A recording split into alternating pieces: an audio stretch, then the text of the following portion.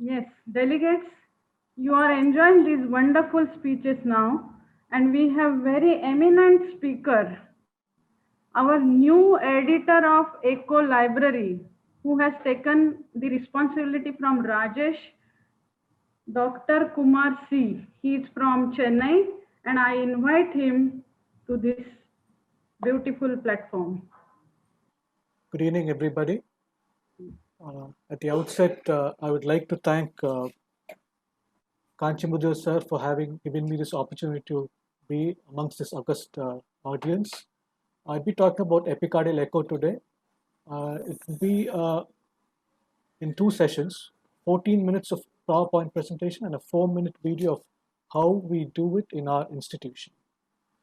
So, epicardial echocardiography was introduced as early as the 1970s for evaluation of open mitral valvotomies. And with the advent of TEE, the use of epicardial echocardiography has declined over the last decade. What are the indications for epicardial echo?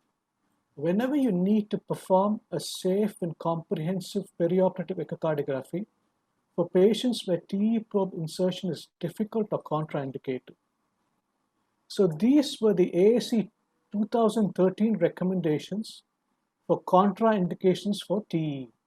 Whenever you have this subset of patients and you need to do a perioperative echocardiography, then epicardial echocardiography would be a good choice.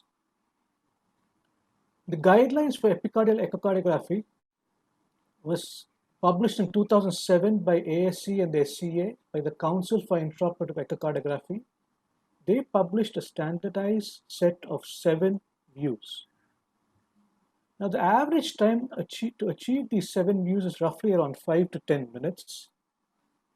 And as far as complications are concerned, as far as the adults are concerned, a few hemodynamically insignificant arrhythmias and contraindications absolutely nil. Now, what are the advantages of epicardial echo over TEE? Because you place the high frequency transducer directly over the surface of the heart, you can produce high quality, superior resolution images. And for the same reason, you would get optimal visualization of the aortic valve, the pulmonic valve, and the LVOT.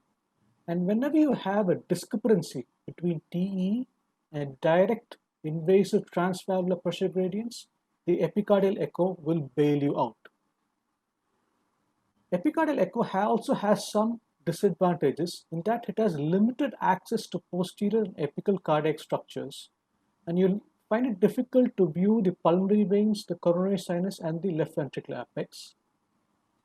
You will have to interrupt the operative procedure during the examination, and it requires entry into a sterile surgical field.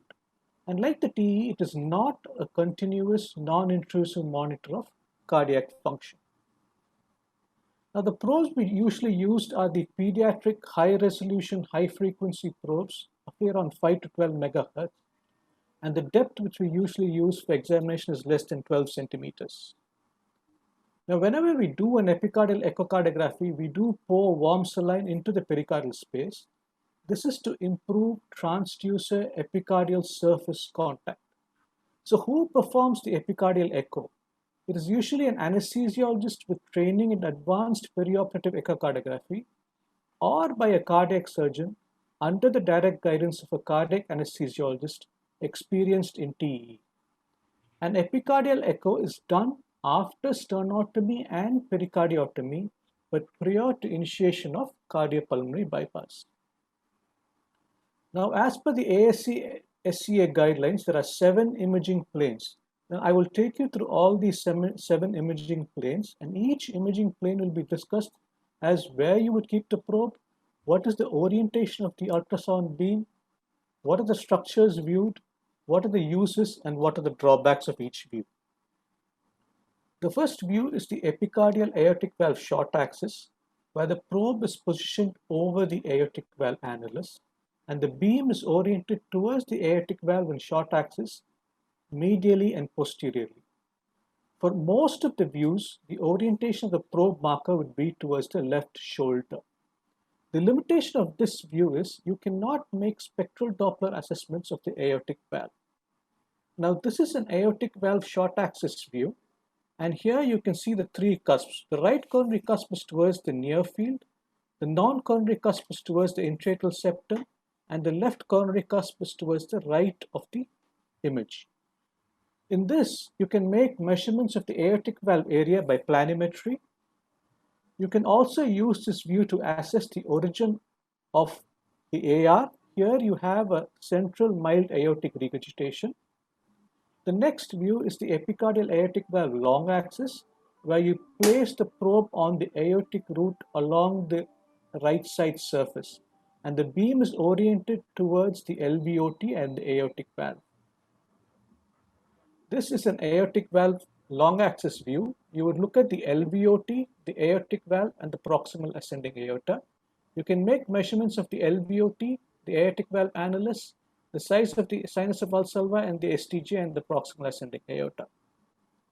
You can also use this view to assess aortic regurgitation by either eyeballing or by using the vena contracta.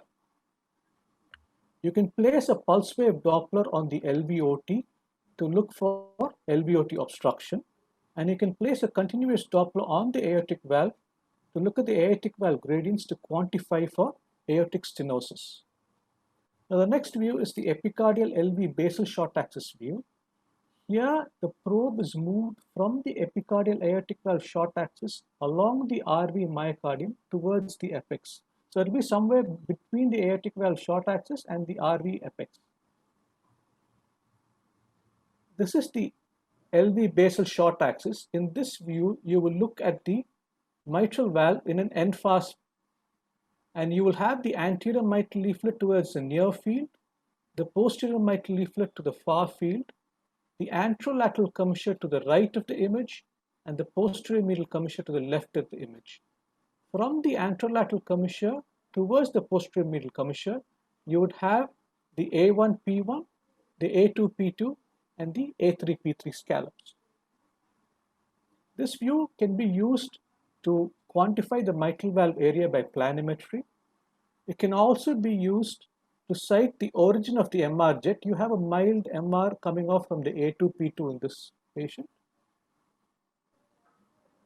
It can also be used to assess the basal portion of the intraventricular septum and the free wall of the RV. In this view, if you place too much pressure on the transducer, you can squash the RV and you can fail to see the RV in this view. This view is also used to quantify regional wall motion abnormalities of the LV basal segments. Now the next view is the epicardial LV mid-short axis. The probe is further apically displaced along the RV myocardial surface. This is the LV mid-short axis view with the septal wall on the left side of the screen.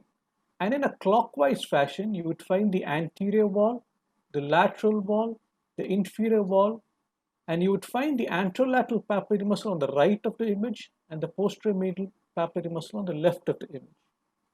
Now this view can be used to look at global LV function, regional wall motion abnormalities of the LV mid parts, and LV wall thickness.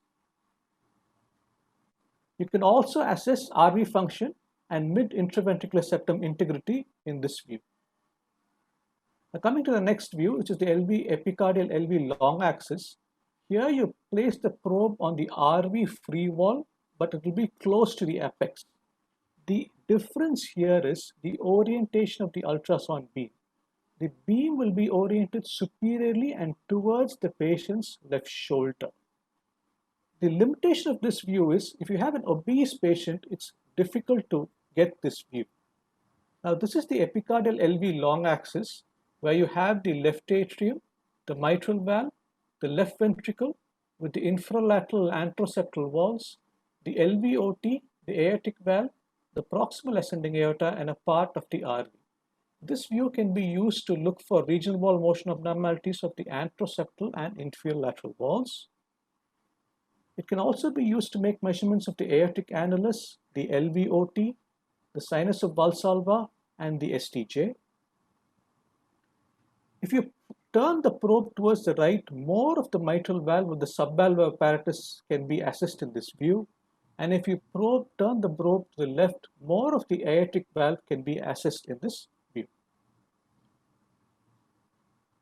Now, this view is most commonly used to quantify the MR. Now, this is one of the patients who had a pre-op TTE with a moderate MR who was coming for a CABG. We did not put a TE probe, but we did do an epicardial echo, and we found that the MR was posterior directed and it was only mild, and so we decided not to assess the mitral valve. This view can also be used to assess the direction and the severity of an aortic regurgitation. In an off-axis view, if you move the probe a little to the right, you can get the atriums, both the left atrium and the right atrium, where you can assess the left atrial and right atrial size, look for masses, and also assess the integrity of the intra-atrial septum. Another use of this view is to look for the entire interventricular septum. You can look for the integrity of the interventricular septum and rule out VSDs and VSRs. Now, the next view is the epicardial LV2 chamber, where the probe is rotated from the LV long axis to 90 degrees. Here, the orientation of the probe marker will be to the head end.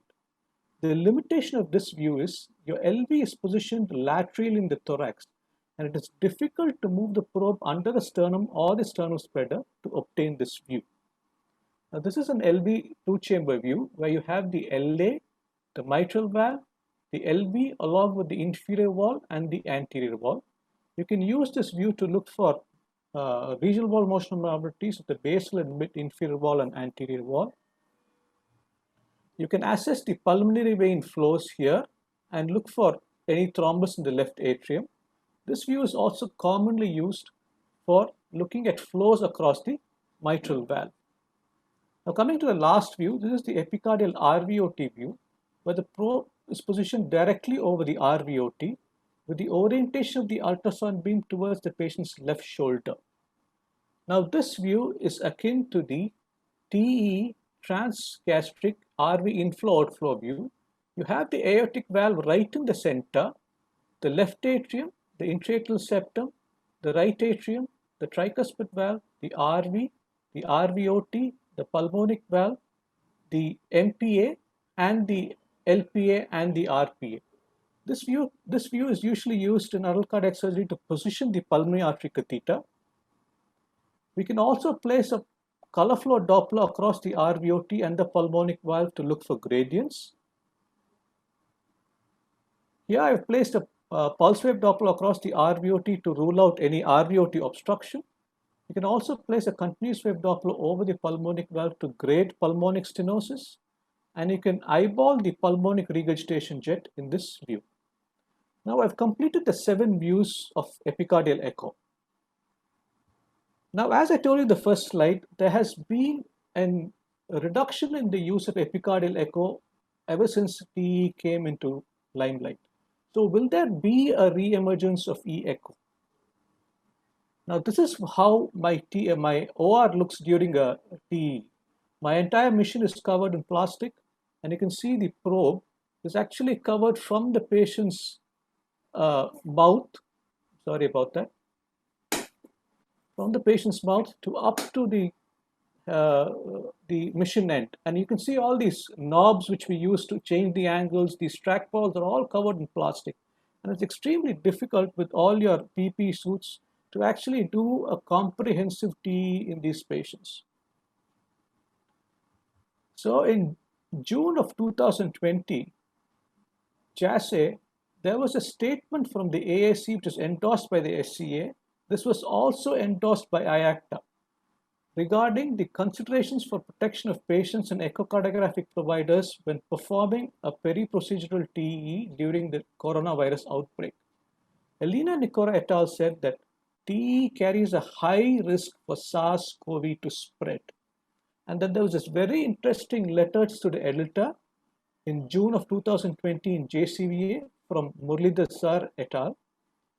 Their observation was the virus load is increased in the aerodigestive tract. The use of the protective sleeve over the TE probe may not avoid virus exposure completely. There is no aerosolization with epicardial echocardiography. So they said epicardial echography is a plausible alternative cardiac imaging technique in COVID-19 patients. So to conclude my talk, I would say that the use of TE must be judicious during this pandemic, and plausible alternatives like epicardial echo should be considered when indicated. Now I'll show you a short video demonstration of how we perform EE echo in our institution. Demonstrating the preparation of the transthoracic probes for epicardial echo. The transducers we commonly use in our OR are the pediatric transthoracic probes, the S12-4 and the SA3 transthoracic probes. We use the transthoracic probes for the epicardial echo because they have a higher frequency. Now this is what we use: a sterile sleeve, a sterile jelly, two sterile rubber bands. These are usually taken from the CST department of our hospital. Now the transthoracic probe is not sterile, but it is surface disinfected with 70% alcohol and 2% fluoxetine prior to use. Now the operator here you see is wearing a sterile surgical gown and gloves. The open end in the sleeve is rolled over to facilitate the passage of the transthoracic probe. Transthoracic probe is then fed into the epicardial sleeve. The sleeve is then firmly wrapped around the probe and a rubber band is applied. Now this rubber band will prevent seepage of the jelly beyond a particular point. Now the sleeve has a closed end, and the operator will cut that closed end with the sterile scissor.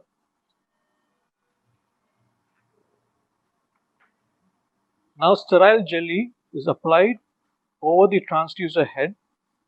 So the jelly occupies a space between the transducer head and the inner surface of the sterile sheath. After which a second rubber band is applied to make the entire apparatus more secure.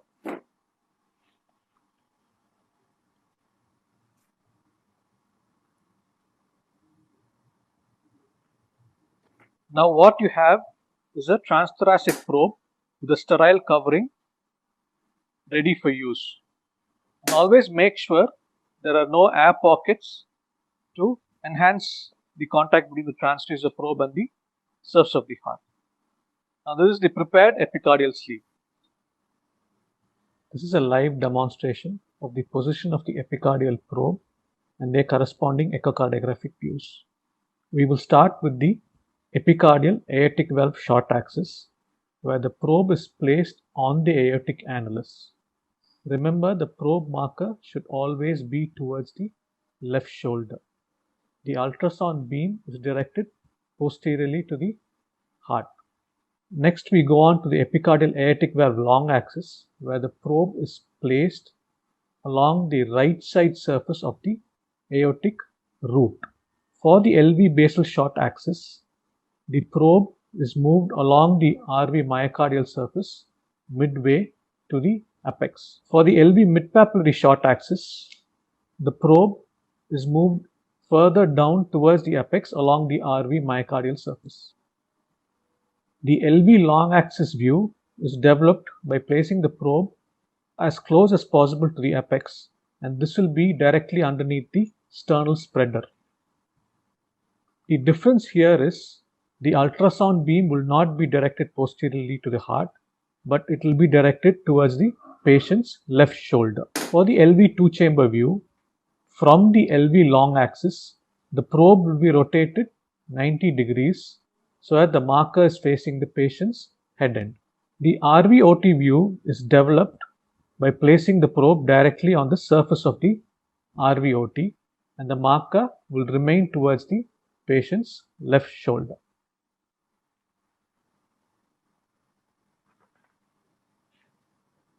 Thank you. That ends my presentation.